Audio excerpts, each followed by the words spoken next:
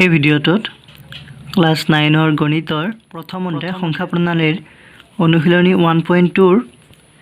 1 number প্ৰশ্নকেইটা আলোচনা কৰিম 1 2 3 যিকেইটা পাৰো এতিয়া চাবা প্ৰশ্নটো আছে তলৰ উক্তিবিলাক সত্য নে অসত্য উল্লেখ কৰা তোমাৰ উত্তৰৰ যথাৰ্থতা প্ৰতিবৰ্ণ কৰা প্ৰথমটো আছে প্ৰতিটো অপৰিমেয় সংখ্যা এটা বাস্তৱ সংখ্যা এইটো সত্য নে অসত্য ক'ব দিছে এতিয়া বাস্তৱ সংখ্যা মানে হৈছে পৰিমেয় আৰু অপৰিমেয় সংখ্যাবিলাক লগ লাগি বাস্তৱ সংখ্যা হয় এতিয়া প্ৰতিটো অপৰিমেয় সংখ্যা বাস্তৱ সংখ্যা হ'ব এইটো সত্য হ'ব এক্সাৰসাইজ 1.2 1 এনসাৰটো আছিল সত্য আছিল সত্য কাৰণ বাস্তৱ সংখ্যাৰ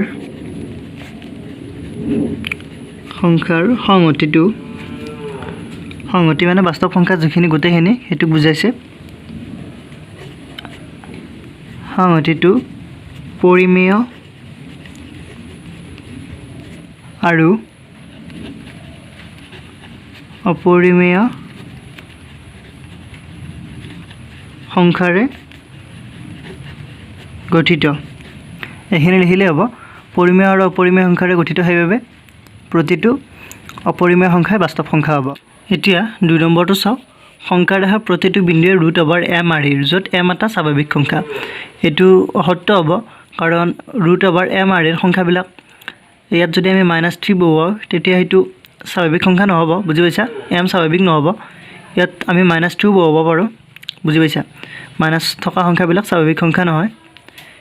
বুজি পাইছা এতিয়া লিখাটো এনেকৈ লিখিম অসত্য কাৰণ এটো কিতাপত থকা ধৰণে লিখি দিব পাৰিবা তোমালোকে কিতাপত এনেকৈ আছে কোনো ঋণাত্মক সংখ্যাই স্বাভাৱিক সংখ্যাৰ বৰ্গমূল হ'ব নোৱাৰে যদি তোমালোকে এনেকৈ ভাল নোপোৱা লিখিবলৈ তেতিয়া এনেকৈ উদাহৰণ দি লিখিব পাৰিবা কাৰণ এনেকৈ লিখি দিবা -6 -5 -3 আদি সংখ্যাবোৰ স্বাভাৱিক সংখ্যাৰ বৰ্গমূল হ'ব নোৱাৰে একে কথা তোমালোকে এনেকৈ লিখা স্বাভাৱিক সংখ্যাৰ বৰ্গমূল হ'ব নোৱাৰে বা তোমালোকে বেলেগকৈ লিখিব পাৰিবা বুজিটো নিশ্চয় পাইছা এতিয়া তোমালোকে মনত ৰাখা এনেকুৱা ধৰণৰ সংখ্যাবিলাক -6 এনেকুৱা সংখ্যাবিলাকক জটিল সংখ্যা বুলি কোৱা হয় এইবিলাক যদি তোমালোকে এডভান্স মেথছ লৈছা তেতিয়াহ'লে ক্লাছ 10 লৈ এইবিলাক বিতংকৈ পাই যাবা এইবিলাক সংখ্যা √-1ক i বুলি কোৱা হয় এইবিলাক তোমালোকে যদি ইচ্ছুক তেতিয়াহ'লে এডভান্স ললে এইবিলাক বুজি পাই যাবা সো এই কাৰণে এটো সত্য হ'ল বুজি পালা √ৰ সংখ্যাবিলাকক স্বাভাৱিক সংখ্যা নহয় সো -5 -3 আদি সংখ্যাবোৰ স্বাভাৱিক সংখ্যাৰ বৰ্গমূল হ'ব নোৱাৰে বুজি পালা এতিয়া 3 নম্বৰটো চাও 3 নম্বৰটো আছে প্ৰতিটো বাস্তৱ সংখ্যা এটা অপৰিমেয় সংখ্যা সো এনসাৰটো অসত্য হ'ব অসত্য কাৰণ মই ইয়াত প্ৰথমটোত লিখি দিছো কিতাপতো এনেকৈ আছে কাৰণ বাস্তৱ সংখ্যাৰ সংহতিটো পৰিমেয় আৰু অপৰিমেয় সংখ্যাৰে গঠিত বাস্তৱ সংখ্যা সংহতি পৰিমেয় সংখ্যা অপৰিমেয় সংখ্যা গোটেইবিলাক আছে থাকিলে আমাক 3 নম্বৰ প্ৰশ্নটো দিছে প্ৰতিটো বাস্তৱ সংখ্যা এটা অপৰিমেয় সংখ্যা প্ৰতিটো বাস্তৱ সংখ্যা অৰ্থাৎ যিবিলাক পৰিমেয় সংখ্যা আছে সেইবিলাক অপৰিমেয় হ'ব লাগিব যদি এইটো সত্য হয় লাইনটো সো এইটো সত্য হ'ব কাৰণ তোমালোকে উদাহৰণ দি দিবা 2 3 4 এইবিলাক বাস্তৱ কিন্তু অপৰিমেয় নহয় 2 3 4 বাস্তৱ এইবিলাক পৰিমেয় সংখ্যা বুজি পাইছা বাস্তৱ সংখ্যা কিন্তু পৰিমেয় নহয়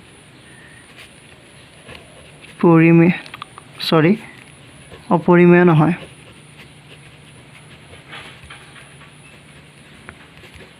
বুজি পালা এটো পৰিমেয় সংখ্যা পৰিমেয় কি হ'ল চাবা 2/1 এনেকুৱা আৰিত লিখিব পাৰো আমি p/q আৰিত সেইভাবে বুজি পাইছা এতিয়া 2 নম্বৰটো চাও দিয়া আছে সকলো ধনাত্মক অখণ্ড সংখ্যাৰ বৰ্গমূল অপৰিমেয় নে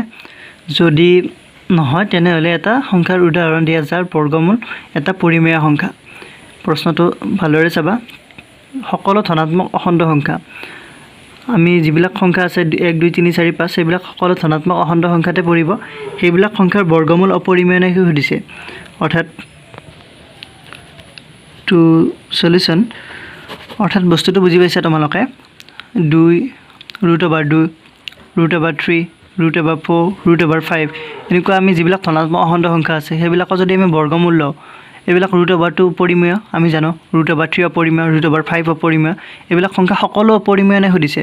সকলো অপৰিমেয় নহয় কাৰণ √4 কৰিলে আমি 2 পাম √9 কৰিলে 3 পাম সো ইয়াত লিখিব লাগিব নহয় কাৰণটো উদাহৰণ দি দিয়া এটা উদাহৰণ দিব আছে তোমালোকে বহুত উদাহৰণ দিব পাৰিবা সো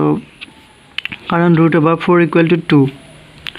√9 = 3 তাৰপিছত √16 = 4 এইবোৰ পৰিমেয় ইয়াত বহুত তিনিটা উদাহৰণ দি দিলোঁ মই আৰু তোমালোকে বহুত দিব পাৰিবা সো এইখিনি এতিয়া 3 নম্বৰ প্ৰশ্নটো চাওঁ প্ৰশ্নটো আছে সংখ্যা ৰেখাত কিদৰে √5ক সূচিত কৰিব পাৰি দেখুওৱা 3 সলিউশন এতিয়া চাবা এইটো মই দুটা নিয়মৰে তোমালোকক কৰি দিম তোমালোকে মই এটা নিয়মেৰে কৰি দিম কিন্তু তাৰ প্ৰচেছটো মই লিখি নিদাও আৰু এটা নিয়মেৰে কৰি তাৰ প্ৰচেছটো লিখি দিম এটা তোমালোকে যিটো নিয়মত ভাল লাগে তেতিয়া সেইটোতে কৰিবা মই তোমালোকক মই দুটা প্ৰথমটোত কৰিম আৰু নেক্সটটোত কৰিম নেক্সটটো ৰেকমেণ্ড কৰিম যে তোমালোকে সেইটোত কৰিবা নেক্সটটোত প্ৰথমটোত কৰিলে তোমালোকৰ সময় বহুত খাব প্ৰথমটো মই এনেকুৱা ধৰণে কৰিম প্ৰথম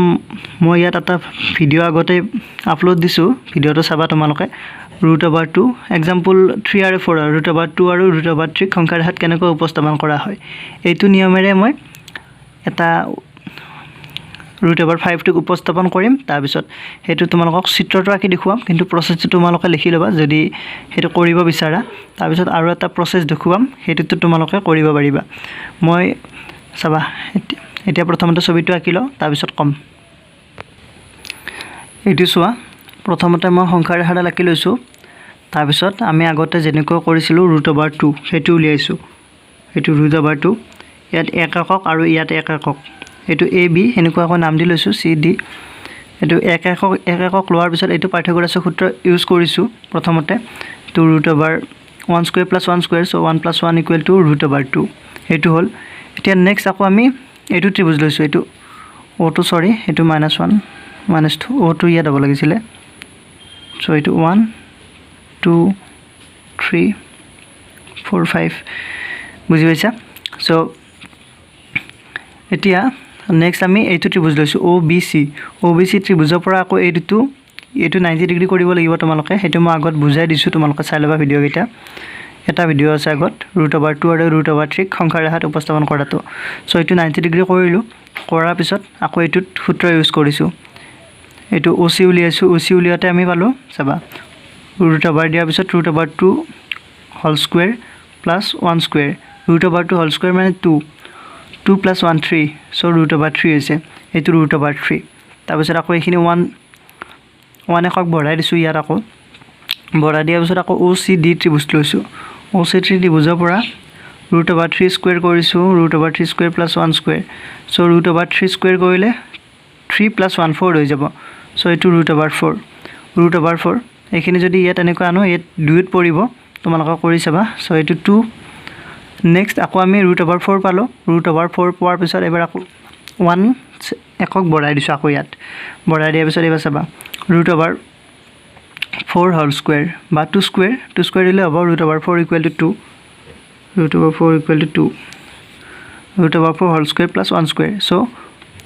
2 স্কয়াৰ মানে 4 + 1 5 √5 এতিয়া √5 পাই গলো OE মানে হৈছে √5 এতিয়া এটো ও কেন্দ্ৰ কৰি এটা বৃত্তচাপ আঁকিছো অকাত এটোত p বিন্দুত সেট কৰিছে অৰ্থাৎ এটোৱে হ'ব আমাৰ √5 ৰ অৱস্থান বুজি পালা এটো ইয়াৰ যেটো লিখা প্ৰসেস হেতু প্ৰসেসটো মই ইয়াত আৰু লিখি নাথাকো কাৰণ মই আগত ভিডিও এটা আপলোড কৰিছো তোমালোকে হেতু চাই লবা √3 আৰু √2 ৰ যেটো প্ৰসেস আছে হেতু মই আগতে আপলোড দি দিলো তাৰ পৰা চাই ফেলে তোমালোকে এটো কৰি লবা ইয়াত গোটেই প্ৰসেসটো লিখিব লাগিব √3 √2 গোটেইখিনিৰে লিখিব লাগিব তাৰ পিছত এটো পাবা এতিয়া নেক্সট আমি এটা শৰ্ট প্ৰসেস চাম হেতুত অলপ সময়টো কম ল'ব টাইমটো সেইবাবে পৰীক্ষাত যদি আহে যদি কম নম্বৰ থাকে 2 নম্বৰ 3 নম্বৰ তেতিয়াহ'লে তোমালোকে সেইটো প্ৰচেছত কৰিবা মই যিটো প্ৰচেছ কৰি দিম এতিয়া নেক্সট প্ৰচেছটো চাবা প্ৰথমতে মই সংখ্যা ৰেখাডাল আঁকি ল'লোঁ এতিয়া ইয়াৰ প্ৰচেছটো বেলেগ প্ৰচেছ নহয় সেই সেম প্ৰচেছে কিন্তু ইয়াত আমি অলপ শৰ্টকাট কৰিম কেনেকুৱাকৈ চাবা এতিয়া আমি √5 টো আমি এনেকুৱাকৈ কৰিব পাৰোঁ 2 square plus 1 square so 2 square মানে হৈছে 4 সো 4 প্লাছ 1 ইকুৱেল টু √5 সেইটো আমি এপ্লাই কৰিম আমি যেটো একক আছে এককটো অলপ চেঞ্জ কৰিম আগতে সকলোতে 1 একক তেনেকুৱাকৈ কৰি গৈছিলোঁ কিন্তু ইয়াত এবাৰ এটা 2 একক লম আৰু এটা 1 একক লম যদি মই এইটো 2 একক লওঁ তেতিয়াহ'লে এইটো 1 একক লম তাৰ পিছত সেইটোৱে হ'ব √5 ৰ সো তেনেকুৱাকৈ কৰিম বুজি পাইছা এতিয়া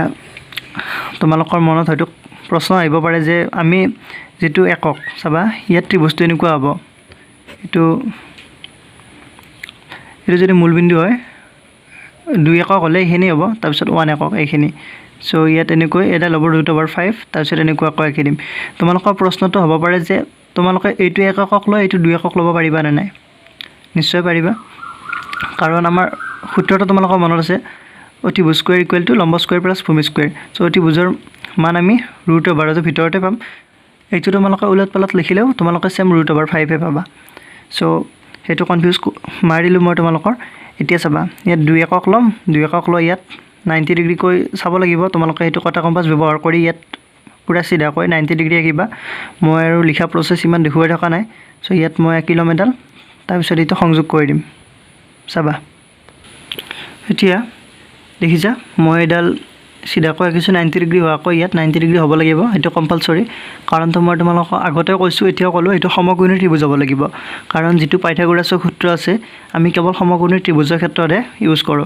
আৰু সমকোণী ত্ৰিভুজ নিশ্চয় বুজি পোৱা যিবিলাক ত্ৰিভুজৰ এটা কোণ 90 ডিগ্ৰী হেতুৱে সমকোণী ত্ৰিভুজ সো ইয়াত আমি এটো 2 একক ধৰিছো এইখিনি 2 একক নামটো ABC দিব পাৰিবা AB দিলো মই সো এটো 2 একক তাৰ পিছত এইখিনি 1 একক সো এইটো যদি আমি কৰো তেতিয়ালে এইটো √5 হ'ব এতিয়া OB মানে হৈছে √5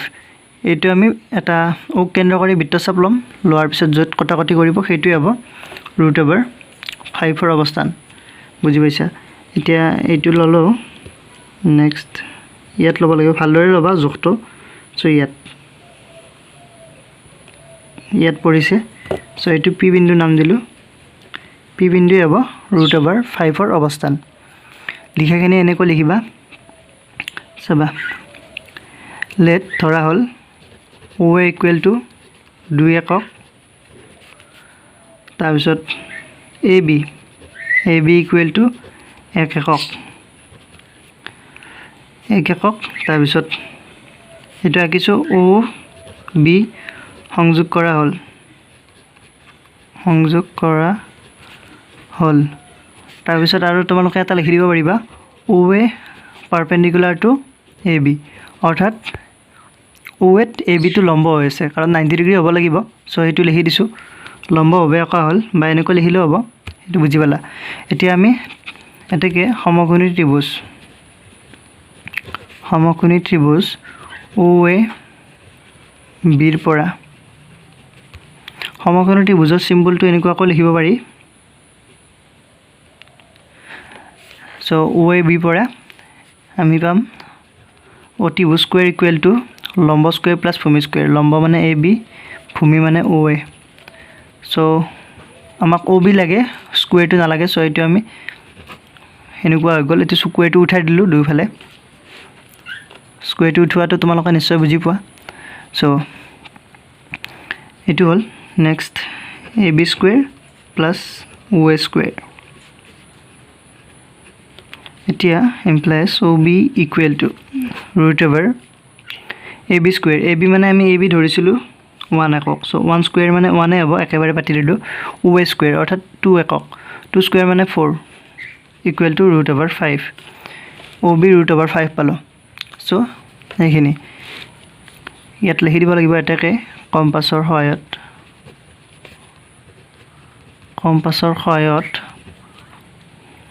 ও মূলবিন্দু হিচাপে লৈ কম্পাসৰ সহায়ত মূলবিন্দু হিচাপে AB অ' বি আমি ব্যাসাৰ্ধ ল'ম। চ' সহায়ত অ' বিক ব্যাসাৰ্ধ হিচাপে লৈ অ' বিক ব্যাসাৰ্ধ আৰু অ'ক মূলবিন্দু হিচাপে এটা বৃত্তচাপ অঁকা হ'ল। বৃত্তচাপ অঁকা হ'ল। এই বৃত্তচাপে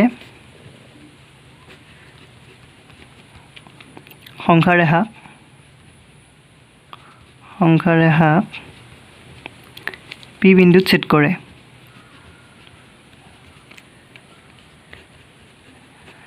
বিন্দুক ছেদ কৰে। এইটো পি বিন্দুক ছেদ কৰিছে। এইটোৱে পি বিন্দুৱে হ'ব √5ৰ অৱস্থান। চ' এতেকে পি বিন্দুৱে